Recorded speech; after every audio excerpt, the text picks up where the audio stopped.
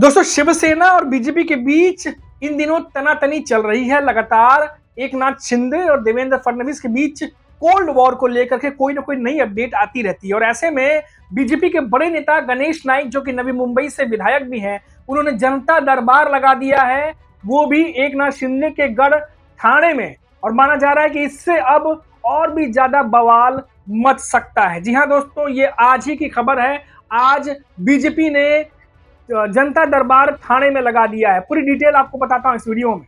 नमस्कार दोस्तों, मेरा नाम है मनीष कुमार सिंह और आप देख रहे हैं 4 PM महाराष्ट्र।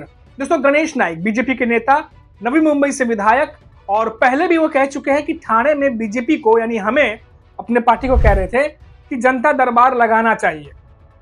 अब दो बातें यहां पर गौर करने वाली है दोस्तों कि क्यों बीजेपी अपने सहयोगी एकनाथ शिंदे के गढ़ में जनता दरबार लगाना चाह रही है, पहला। दूसरा, क्यों गणेश नाइक को ही वहां जनता दरबार लगाने भेज रही है।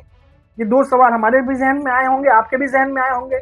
तो पहला सवाल जो है उस दोस्तों, उसका जानकार ये जवाब मांग रहे हैं, ये जवाब वो कह रहे हैं कि हो सकता है कि जो कुछ भी महाराज की सियासत में इन दिनों बीजेपी और एकनाथ शिंदे के बीच में हो रहा है, उसके वजह से एकनाथ शिंदे को कंट्रोल में रखने के लिए बीजेपी इस तरीके की रणनीति अपना रही हो। क्योंकि एकनाथ शिंदे का गढ़ है और गढ़ के अंदर बीजेपी अगर जन संपर्क कर रही है, लोगों से जनता दरबार लगा रही है, तो ये बीजेपी के लिए तो अच्छी बात है। लेकिन एकनाथ शिंदे का गढ़ कहे जाने वाले थाने में एकनाथ शिंदे के लिए अच्छी बात नहीं हो सकती है।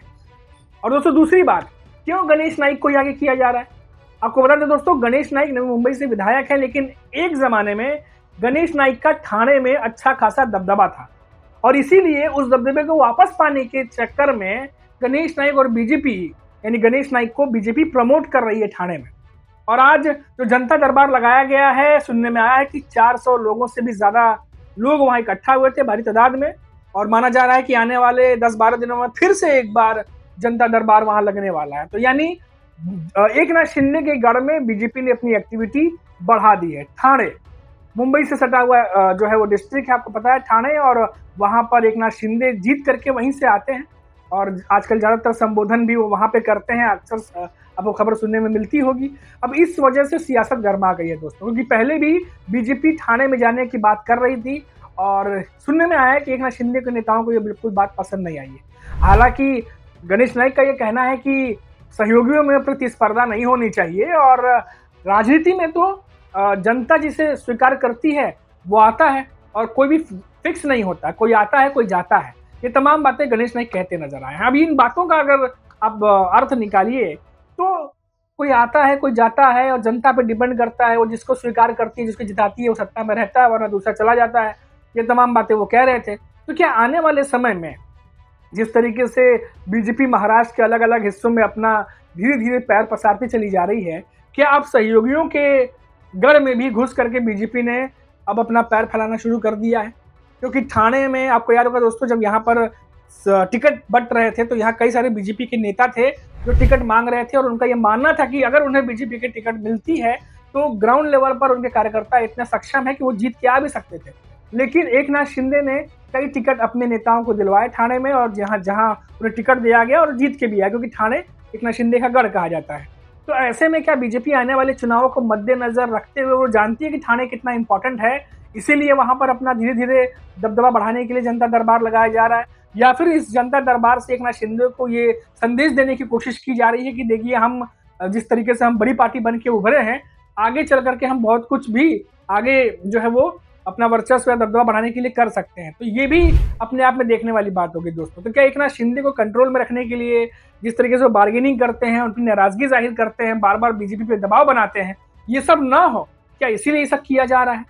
तो इसमें कई सारे अटकलें और कई सारी जो कहानियां हैं दोस्तों, वो निकल के सामने आ रही हैं। क्योंकि जिस तरीके से देवेंद्र फडणवीस एक के बाद एक, आप देखिए कि सीएम एकनाथ शिंदे जब हुआ करते थे, उस दरमियान जितने भी प्रोजेक्ट चलाए गए उनमें से कई सारे प्रोजेक्ट्स पर अब जांच की आंच, यानी जांच की तलवार लटक रही है। अभी आज ही खबर आई कि जिस तरीके से जो किसानों का खर्च को लेकर के एक परियोजना चलाई जा रही थी, उस पर भी जो है जांच जो है वो की जाएगी। इससे पहले वो 900 करोड़ रुपए हाउसिंग जो को लेकर के बात हो रही थी, हाउसिंग प्रोजेक्ट को लेकर 900 करोड़ फंसा हुआ है, उसकी जांच की बात हो रही थी। बीएमसी ने 1400 करोड़ का प्रोजेक्ट एकनाथ शिंदे का था, जिसमें वो सूखे कचरे को रिसाइकल करने के लिए और स्लम एरिया में नाली नाले साफ करने के लिए काम होने थे, जिससे एकनाथ शिंदे की पकड़ और मजबूत होती, उस टेंडर को ही रद्द कर दिया बीएमसी ने। तो ऐसे कई सारी चीजें हो रही हैं जो एकनाथ शिंदे के फेवर में नहीं जा रही हैं। इसीलिए कुछ दिनों पहले जब एकनाथ शिंदे ने कहा था कि मुझे हल्के में मत लेना, मैं टांगा पलट दूंगा, क्योंकि 2022 में भी मुझे हल्के में लेने की कोशिश की गई थी और आप देखिए 2022 में क्या हुआ। तो ये जो 2022 का उदाहरण एकनाथ शिंदे दे रहे थे और कह रहे थे कि मुझे हल्के में मत लेना, ये किसके लिए दे रहे थे अभी भी महाराष्ट्र के नेताओं को क्लियर नहीं है कि ये किसके लिए बात कही गई थी, क्योंकि चुनाव है नहीं जो विरोधियों के लिए वो बात ऐसी कहेंगे। और उद्धव ठाकरे और शरद पवार को लेकर के कोई अभी ऐसा कोई रिलेवेंसी वाली कोई बात हुई नहीं है, कोई ऐसा हमला नहीं हुआ है जिसकी वजह से लोग एक दूसरे पर हमला करें। और वैसे भी एकनाथ शिंदे जब हमला करते हैं तो वो नाम लेकर के और पार्टी पर हमला करते हैं हमेशा, लेकिन इस बार बिना नाम लिए उन्होंने कहा कि जिसको जो समझना है समझ ले। तो अभी किसके लिए था, क्योंकि जिस तरीके से महायुति के भीतर घमासान मचा है, कई लोग ये जोड़ के भी देख रहे हैं कि हो सकता है कि बीजेपी जिस तरीके से एकनाथ शिंदे को किनारे कर रही है, हो सकता है कि एकनाथ शिंदे ने एक मैसेज देने की कोशिश की हो। अब जिस तरीके से रोज कोई ना कोई ऐसा घटना या इंसिडेंट सामने आ रही है जिससे ये अंदाजा लग रहा है कि जो लकीर खिंच गई है एकनाथ शिंदे देवेंद्र फडणवीस के बीच में, ये और भी ज्यादा मोटी होती चली जा रही है दिन पर दिन। भले ही ये नेता पब्लिकली सामने आके कहें कि सब कुछ ठंडा ठंडा कूल कूल है, पर वाकई में क्या अंदर ही अंदर भी सब कुछ ठंडा ठंडा कूल कूल है, ये अपने आप में बड़ा सवाल महाराष्ट्र में चल रहा है। अभी के लिए इतना ही। आप देखते रहिए 4 PM महाराष्ट्र। नमस्कार।